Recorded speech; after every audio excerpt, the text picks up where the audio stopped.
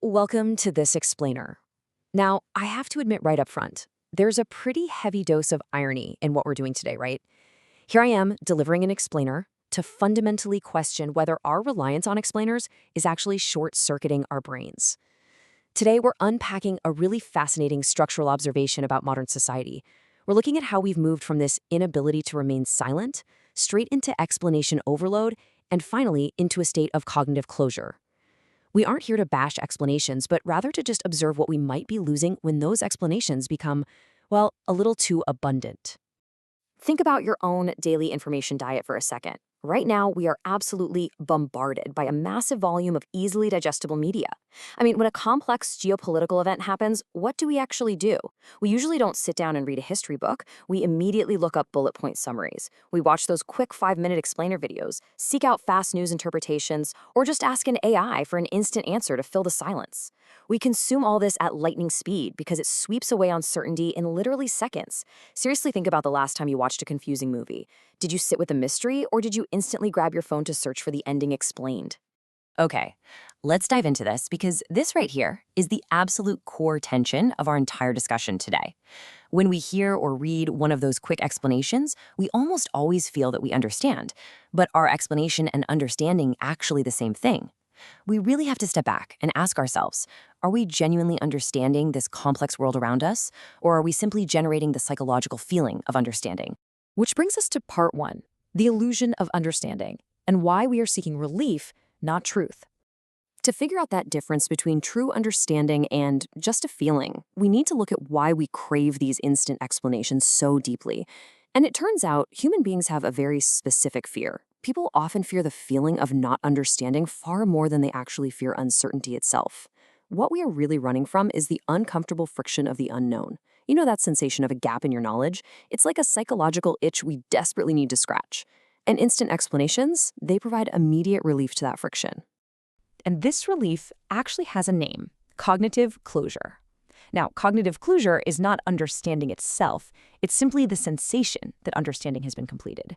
It's basically a psychological finish line that provides relief from the anxiety of uncertainty. So in an age of explanation overload, these quick summaries and AI-generated answers, they're offering us psychological completion rather than deep, true information. Let's move on to the structural contrast, or what we might call the short-circuited mind. Think about the traditional path of understanding. It's a slow, pretty rigorous loop. You make an observation, you feel a sense of discomfort, which sparks a question, you form a hypothesis, you reobserve the world, and then, eventually, you arrive at understanding. But contrast that with the modern trap we're in now. Observation leads immediately to an explanation, giving us the instant feeling of understanding. It's a direct short circuit. I really want us to just pause here for a second. Think about what is missing from that modern trap. What disappears entirely is the question. In our rush to alleviate the anxiety of not knowing, we skip right over the act of questioning. We never just sit in the discomfort. The whole concept of the question is just erased from the process entirely. This leads us to the problem of having an excess of explanations and the cost of cognitive completion. Now, we do have to be fair to our brains here. Remaining in a state of uncertainty carries a heavy cognitive cost. Our brains are literally designed to save energy, and holding on to an unresolved question takes a lot of mental effort.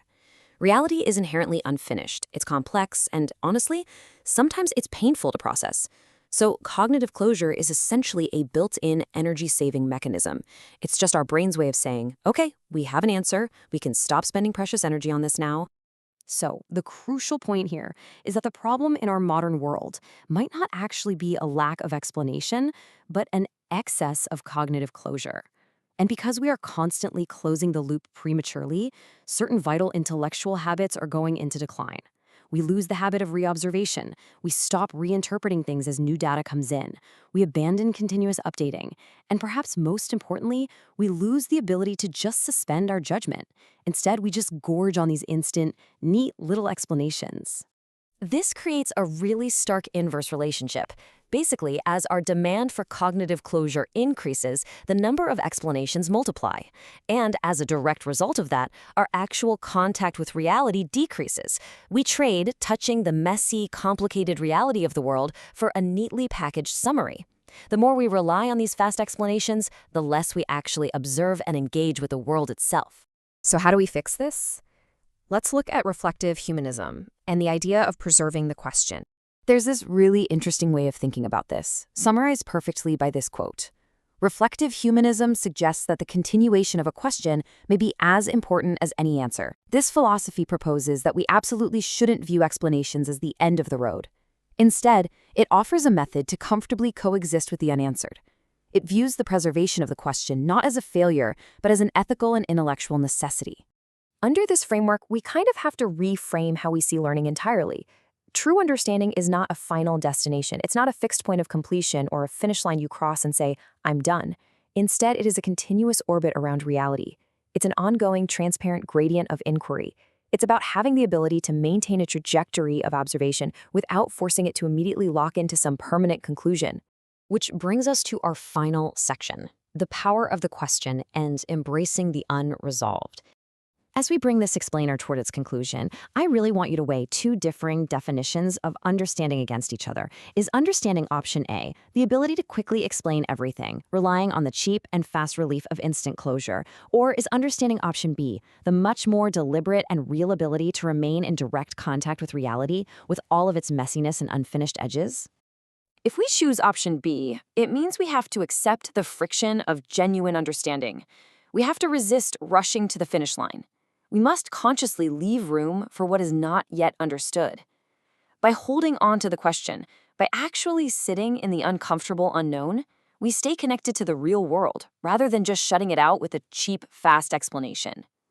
Which leaves us with this final thought to ponder. In our pursuit of ultimate clarity, in our rush to summarize and explain every single phenomenon the second it happens, what is lost when a society loses its questions? I'm not going to answer that for you. I think it's far more important that we all let that question remain exactly as it is, open, unresolved, and demanding our continuous observation. Thank you for joining me on this explainer, and I hope you leave today with a few more questions than you started with.